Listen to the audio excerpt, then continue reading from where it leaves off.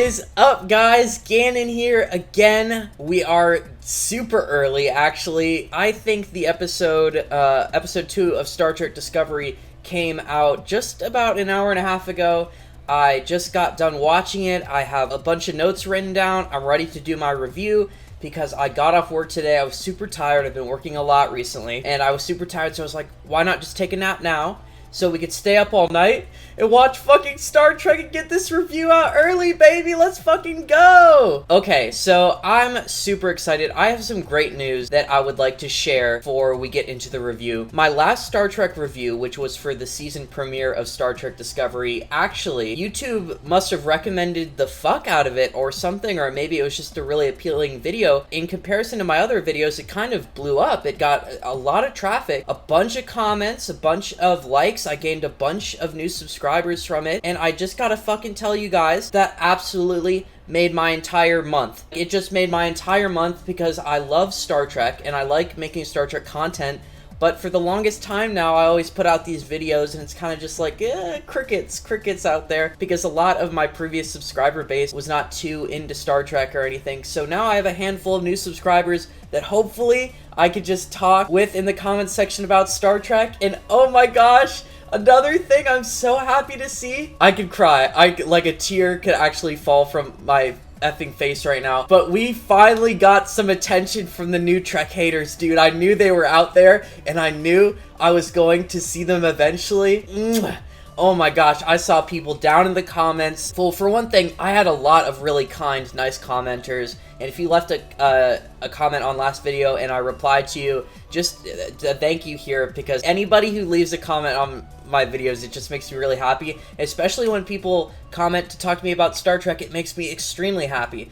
But holy shit, we have these fucking bitter old boomers coming out of the woodwork, okay, coming over and be like, this isn't Star Trek. How could you like this show? Why does this show even exist? These people are so funny because they always just make these declarations down in the comments, and they're such haters, like, this isn't Star Trek. I don't know how you could even watch this. Oh, this is fucking garbage. Like, they just make these declarations. They don't even propose any arguments in the chat as to why they don't like the show or anything. They're just like bitter old boomers who aren't comfortable with seeing like Star Trek in a different medium. When people say that Star Trek Discovery isn't Star Trek, what they actually mean is that it isn't 90s Star Trek. And while we can all agree probably that 90s Star Trek is the best thing that ever happened to Star Trek, and it's fucking beautiful and we all adore and admire it, we have over 21 seasons that all average around 20 fucking episodes per season of 50-minute episodes. Like, we have a lot of 90s Star Trek. I know we want to see more of it in the future, but right now we have Star Trek Discovery, and it's a great medium of Star Trek. It's shown in a new, modern light. It is meant to appeal to a younger, different audience. I know that Star Trek Discovery definitely, I would think, appeals to women more than the previous Treks. I just kind of get that impression. I see a lot of women who are really interested in Star Trek Discovery and really like watching it, really like the characters. And then also, I have found when I have attempted to show my friends Star Trek that they really, really like Star Trek Discovery, and it's a great thing to like open up with because it's something that they can relate to. Because not everybody has that admiration for vintage sci-fi or older sci-fi themes that I do, so I fucking started off with the original series and I fell in love with it like crack. But I know not everybody's going to feel like that, so Star Trek Discovery is honestly just a great prequel series that really doesn't super affect many things in the timeline. And I know there's a lot of people aren't comfortable with the way things are being represented in it. I have no problem with it. I think Discovery is really good, and I think that a lot of the canonical issues in Season 1 were fixed in Season 2 to a point where I could comfortably enjoy the show, and there's so many different aspects about the show that I enjoy it. So yeah, fucking new Trek haters down in the comments, I'm so happy to see them. Keep on coming. Please keep embarrassing yourselves, like holy shit. Anyways, just a little bit of gratitude. Thank you guys so much for tuning in to my last Discovery review. I really fucking appreciate it. Hopefully you guys will continue tuning in because it really makes me happy. It really makes me stoked. Anyways, guys, episode 2 Season 3. This episode is called Far From Home. And now, if you remember, the first episode was called That Hope Is You Part 1. So I assume that That Hope Is You Part 2 is probably going to end up being the season finale, since it wasn't just like the subsequent episode afterwards. It's either that Hope Is You Part 2 is going to be like next episode, or if it's not, most probable outcome is that it is going to be the season finale. In this episode, the crew of the USS Discovery appeared through the wormhole a year later after Michael Burnham, and they crash land on an icy planet with this weird, trippy gravitational field. They got a whole bunch of meteorites. We could continue this meme about how every ship that drops out of warp in New Trek, like, ends up in a fucking meteorite field, because it really does. They require somebody to fix their communications array, so they go to this mining colony, and I'm pretty sure the name of the actual mining colony is just The Colony. They find a race of people there and mostly interact with this character by the name of Cal, who helps fix their communications array with this new technology. We get to see some even more new technology from the 32nd century in the form of programmable matter, which is like, I don't know, like a 3D printing pen of like matter transmutation. Before we had replicators, which is just like, you know, the manipulation of matter through a console, but I guess now they legitimately have like 3D fucking printer pens and they could manipulate matter with them. The colony is being exploited by this evil space character by the name of Zara, who's a courier like Booker was posing to be in the last episode. Zara ends up killing Cal. Unfortunately, Cal is a really nice dude, but he does end up getting murked in a pretty gruesome way. But reinforcements then show up in the form of Empress Giorgio, and they defeat Zara, fix the communicator, and receive a portable translator from this friendly bartender who was Cal's friend. All's well that ends well at the end of the episode as they struggle to get out of this parasitic ice that's been plaguing the ship the entire episode. They're saved by Michael Burnham, who has experienced a little bit of a time skip, a little bit of a 1-year time skip, and she shows up on the main viewing screen, and I kind of guessed that this was going to happen at the start of the episode. I really was hoping that it would happen and we'd see Michael Burnham in this episode. We learned that she's been there an entire year searching for the Discovery crew, and she now has this fucking cute-ass haircut. Dude, she looks so cute up on the monitor, dude. I think Michael Burnham is one of the fucking cutest characters in Star Trek. I'm sorry, but her new hair looks great, and her positive attitude, oh, it was just really great to see her. Looking forward to learning how she's adapted to the whole life in the 32nd century now that she's been here for an entire year, and how that's going to be an asset with the crew. Anyways, that was basically my synopsis of the episode. Now let's get into the things I actually want to talk about. What in the fuck is going on with Detmer? Ever since they went through the wormhole, she has been tripping absolute sack, just kind of in a daze. She seems like she really has a concussion, but it's confirmed that she doesn't have a concussion, so there's definitely some space abnormality or trauma or bullshit going on. I just wish we could escape this whole like dreariness in the next episode, because I know they needed to make this episode like dark and dreary because they just went through the wormhole. We gotta have some violence, we gotta have Detmer tripping the fuck out, but next episode I really just want to be nice and peachy.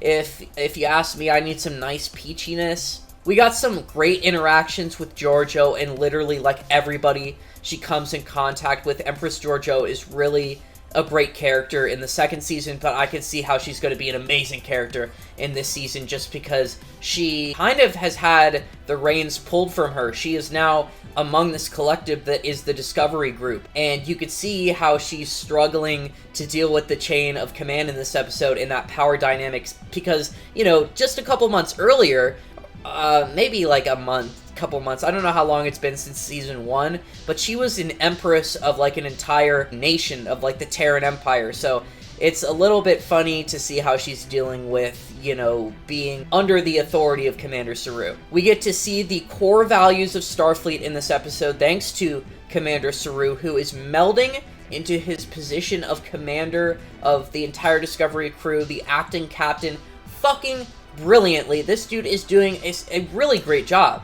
Like, he actually seems like a really competent commander, and I'm really happy to see that. And again, I was talking in the last episode how I was a little bit worried about how the core values of Starfleet were not going to be upheld in this season, and we weren't going to see a lot of the chain of command or people interacting in that fashion because, you know, they're kind of in this apocalyptic wasteland. There's no Federation, so is there any point to it? But you could see in this episode that Saru was really bringing that aspect to the episode, and I just really enjoyed it.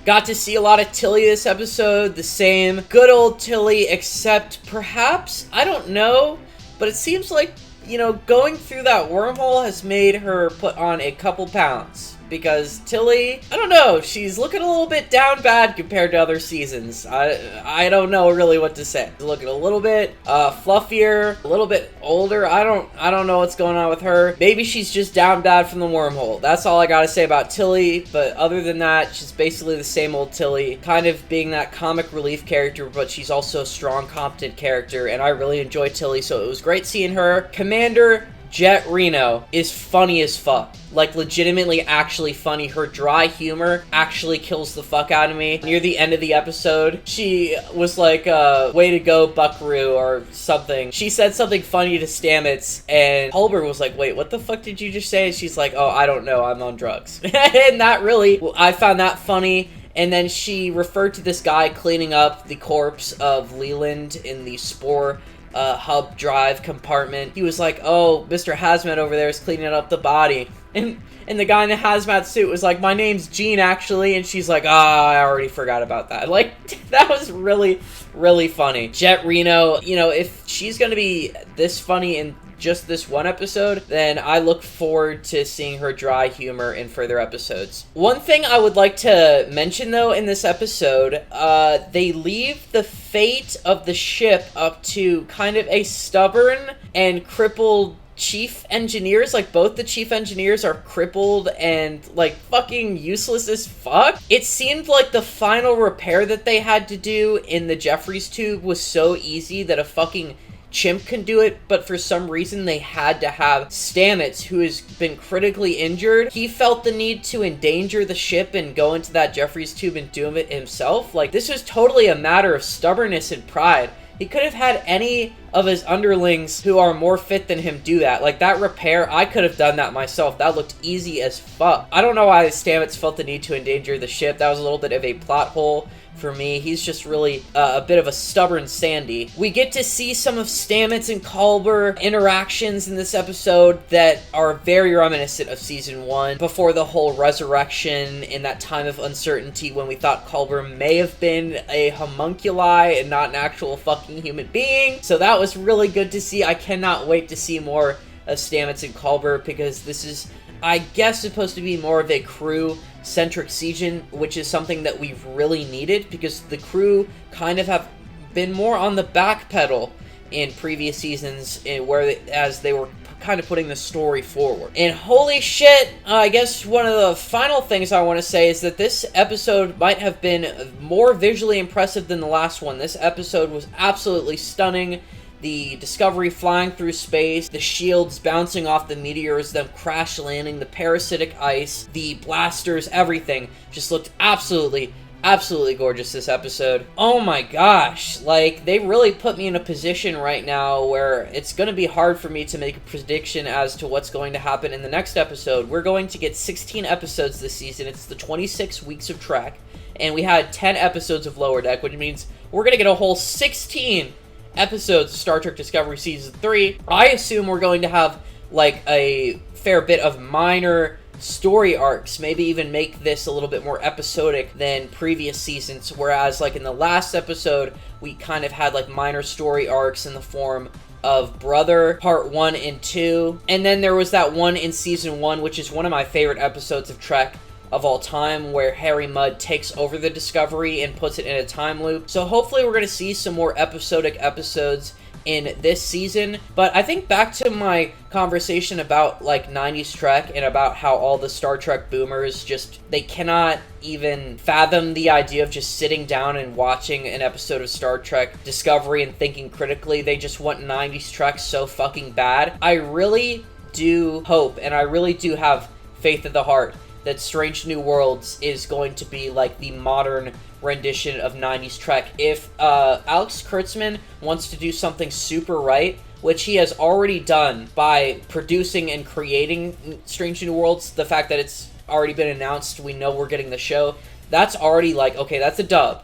But they've come out and they say that they're going to have a fair bit more Trek values, and that's going to be more episodic. So hopefully Star Trek New Worlds will be the Alex Kurtzman 90s Trek that could literally make New Trek just redeem itself in the eyes of everyone. Because I'm not saying New Trek is perfect by any means. There are so many things you could criticize it for.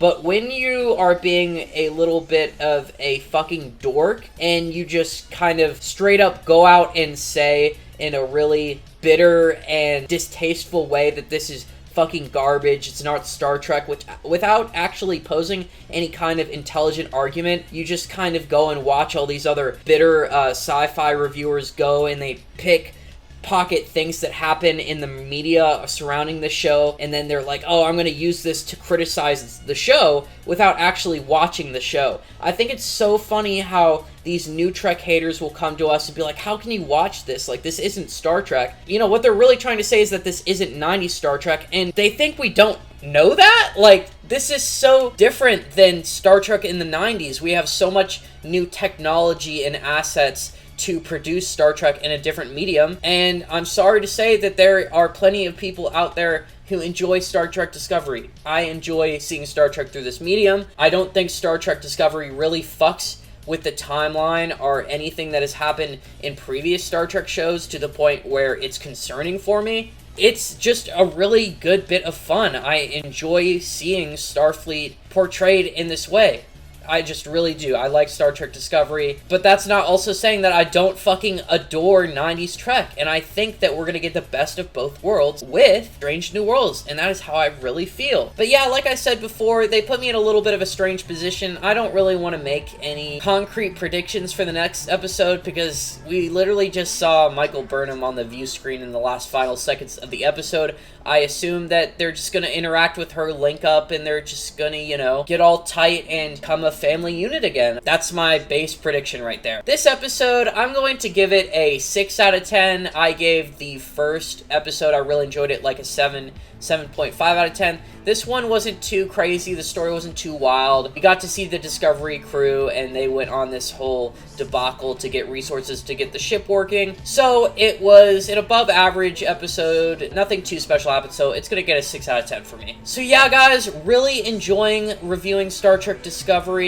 I'm super happy that my last review picked up and got a little bit of traction, and that we got some really awesome Trek fans on the channel now. So thank you guys so much if you left a comment or if you're interacting with the videos in any way. It's very flattering and it's really fun for me, and I just really enjoy it. But anyways, guys, thank you so much for watching another Captain's Chair Star Trek review with me, your host, Gannon. Hopefully you will continue to tune into some more. Look forward to the next episode of Discovery. If you enjoyed the video, please slap a like on it. If you have anything you want to share with me, please leave it down in the comments below. If you are liking any of the content that you see on the channel, I would be very flattered if you were to subscribe. And with that, guys, I'm going to have to see you in the next one. Live long and prosper.